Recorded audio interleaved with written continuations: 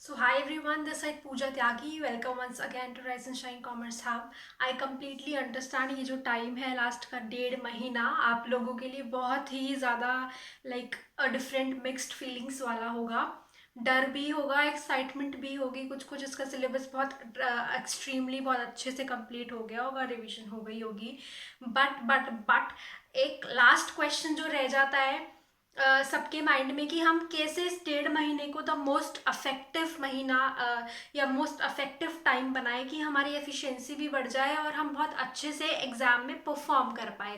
पढ़ हमने सब कुछ लिया है, बट उसको कैसे हमें इनपुट अपना एग्जाम में डालना है, लास्ट 1.5 महीने में कैसे उसको और एनहांस करना है, ये क्वेश्चन आपके माइंड में ज़रूर आ रहा होगा।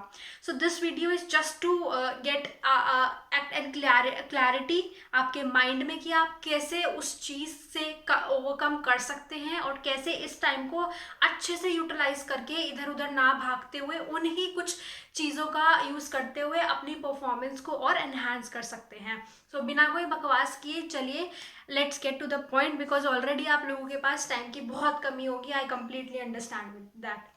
ओके, सो ये कुछ पॉइंट्स हैं जिससे आप लोग अपनी परफॉर्मेंस को और अच्छे से एफिशिएंटली यूटिलाइज कर सकते हैं। तो let's get started with the first point. सबसे पहली चीज, focus on the right syllabus. Now what I mean bye focus on right syllabus, आप लोग बोलेंगे मैम सिलेबस क्या राइट होता है, सिलेबस तो सिलेबस होता है, what is right and wrong in that. I completely understand with that point, but कुछ जो टॉपिक्स हैं वो डिलीट हुए हैं लास्ट ईयर ही, लाइक 2020 में जब कोविड आया था तब डिलीट हुए थे कुछ टॉपिक्स हैं वो 2017-18 में बहुत ट्रेंडिंग पे थे और वो आते थे, बट वो अब नहीं आते हैं।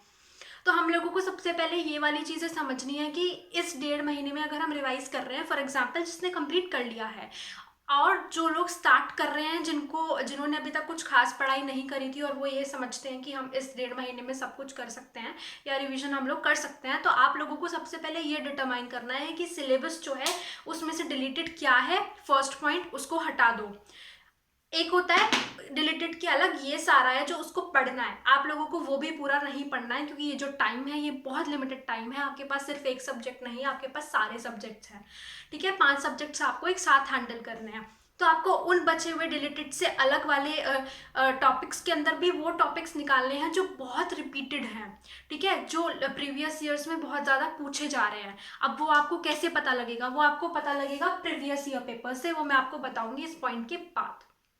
ठीक है, तो सबसे पहले what have you have to determine, you have to determine what are the deleted topics, after that determine other chapters. जो होल एक बंच होता है कि सारे चैप्टर्स में से ये पॉइंट हैं जो हमें पढ़ने हैं, उसमें से भी पहले वो करो जो मोस्ट इंपॉर्टेंट है, जो हर साल रिपीट होते हैं। ऑलराइट, आफ्टर दैट ये हो गया deleted and important topics. After that सब हेड्स। इस लिमिटेड टाइम में अगर आप लोग ये सोच रहे हो कि मैं चैप्टर खोलूंगा या खोलूंगी फर्स्ट वर्ड से लास्ट वर्ड तक कंप्लीट पढ़ लूंगी, not possible. Frankly speaking not possible, but that doesn't mean कि आप एग्जाम में अच्छा परफॉर्म नहीं कर सकते। आप लोगों को क्या करना है, अगर आप लोगों के पास एक टॉपिक है, for example benefits of coordination, alright, या कंट्रोलिंग के ऊपर आप लोग कुछ पढ़ रहे हैं, आपको वो पूरा नहीं पढ़ना है। You have to just read it, understand it, concept को समझ लो। उसके बाद जो सब हेड्स हैं उसके सिर्फ उन सब हेड्स को you have to try to memorise. क्योंकि क्या होता है ना कि एग्जाम के अंदर ये चीज़ एग्जामिनर सबसे पहले देखता है कि क्या इसको सब हेड्स आते थे, क्योंकि अगर आपको सब हेड्स आते हैं तो आपको ऑब्वियसली अंदर का कुछ कुछ तो पता होगा। आपको वो रट्टाफाई नहीं करना है इस टाइम पर।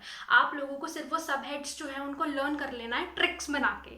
ठीक है, आई कंप्लीटली अंडरस्टैंड कि इतना टाइम अभी नहीं है कि आप ट्रिक्स बनाएं, बट आप लोगों ने ऐसा मैं एज्यूम कर रही हूँ कि अब तक कुछ ना कुछ पढ़ाई तो करी होगी, तो जस्ट उसको रिवाइज करने के लिए, उसको एनहांस करने के लिए उसके जो सब हेड्स है इस टाइम पे पर्टिकुलरली उस पर फोकस करो, रादर दैन पूरा पूरा रिवीजन के तौर पे आप पूरा पूरा उसको पढ़ रहे हो कि मैं रिवाइज कर रहा हूँ। No, that's not a right way or to get to into the revision process. आप लोगों को वो सब हेड्स जो है उनको रीड करना है एक लास्ट गो में, अगर आप चाहते हैं ऊपर ऊपर से आप सारा देख लीजिए और उसके बाद उन सब हेड्स को बहुत अच्छे तरीके से याद कर लीजिए। इससे क्या होगा, इससे एग्जामिनर जो होता है ना वो अट्रैक्ट होता है, अटेंशन कैच होती है कि यस बच्चे ने पढ़ा है, अंदर का वो लोग इतना फिर फोकस नहीं करते हैं। अब इसका मतलब मैं ये नहीं कह रही हूँ कि आप लोग कुछ भी लिख के आ जाएंगे, बट आप लोगों को फोकस सब हेड्स पे करना है in this last 1.5 month. Alright, let's get to another point. Adopt representation pattern. Now what I mean by representation pattern, एक होता है आप लोग पन्ने भर रहे हो, पैराग्राफ्स लिख रहे हो, स्टोरीज लिख रहे हो। नो, अगर आपको बिजनेस स्टडीज में मार्क्स चाहिए या इकोनॉमिक्स में मार्क्स चाहिए, आप लोगों को थ्योरी क्वेश्चंस के लिए अडॉप्ट करनी चाहिए रिप्रेजेंटेशन मेथड। लिखो, पॉइंट्स में लिखो, बट लिखने से पहले अपनी उस पॉइंट को जो आप उन्हें समझाना चाह रहे हो उसको एक ग्राफ या फ्लो चार्ट के थ्रू पहले एक्सप्लेन कर दो, डायग्राम्स के through.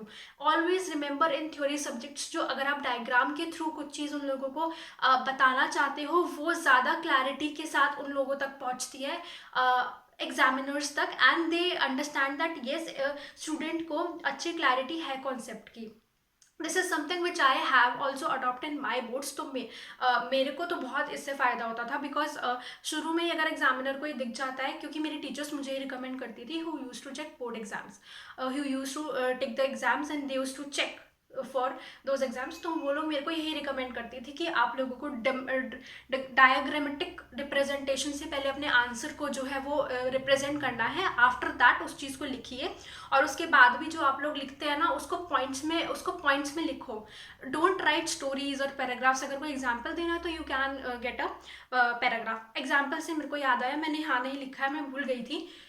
Give maximum and maximum examples in the exam. जब आप लोगों का एक ब्रीफ इंट्रोडक्शन आप दे चुके हैं, सब हेड्स लिख चुके हैं, हेडिंग्स लिख चुके हैं, सारी चीज़ें आप लोग कर चुके हैं, उसके बाद आपको क्या करना है, आपको उन्हें एग्जाम्पल देने हैं। ऑलवेज रिमेंबर, जितना आप एग्जाम्पल्स के थ्रू एक्सप्लेन करेंगे एग्जाम में, बाय राइटिंग दोज एग्जाम्पल्स 1 और 2, मैं ये नहीं बोल रही हूँ पूरा एग्जाम्पल लिखना है, और वो लॉजिकल एग्जाम्पल होने चाहिए, नथिंग लाइक कि आप कुछ भी लिख के आ गए हैं।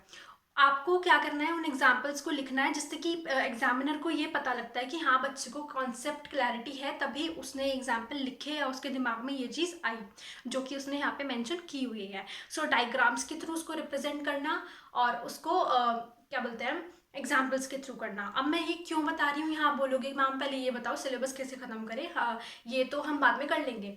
आप लोगों को वो चीज़ तो करनी ही है, बट आप लोगों को इस टाइम पे लास्ट 1.5 महीने में फोकस करना है कि हम अपने आंसर को कैसे एनहांस कर सकते हैं कम टाइम में।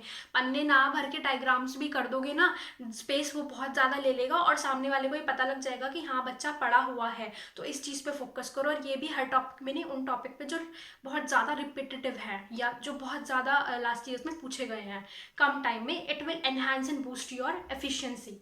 Alright, after that get proper notes and to the point. ये टाइम है वो नहीं आप बुक खोल के पूरे पूरे चैप्टर्स पढ़ रहे हो या 400-500 पेज की आपको बुक खत्म करनी है। Gate proper notes. अगर आप लोगों ने कोचिंग की होगी या आपके फ्रेंड्स होंगे जिन्होंने कोचिंग की होगी, वहाँ से उनको नोट्स मिले होंगे, गेट दोज नोट्स।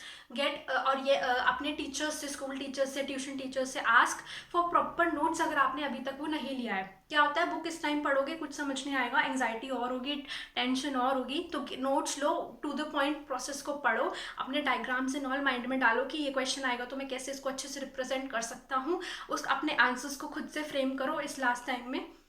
इससे आपके आंसर्स भी अच्छे फ्रेम होंगे और आपका सिलेबस भी जल्दी जल्दी ख़त्म हो जाएगा। ऐसा अगर आप करते हैं तो ऐसा मेरा मानना है, क्योंकि मैंने भी ये किया था, और यही लोग मैक्सिमम जो अच्छे गेनर्स होते हैं 90+ जो लाते हैं वो यही करते हैं। एंड ऑलवेज रिमेंबर, ये जो टाइम है ना ये गधा मजदूरी का नहीं है। यहाँ पे आप हार्ड वर्क नहीं करेंगे, यहाँ पे स्मार्ट वर्क भी करना है। हार्ड वर्क के साथ हार्ड वर्क करना है, नो डाउट, स्मार्ट वर्क भी करना है, क्योंकि अकेला हार्ड वर्क इस लास्ट टाइम में काम नहीं आने वाला। Alright, next point, previous year papers. This is the रामबाण ऑफ गेटिंग मैक्सिमम मार्क्स।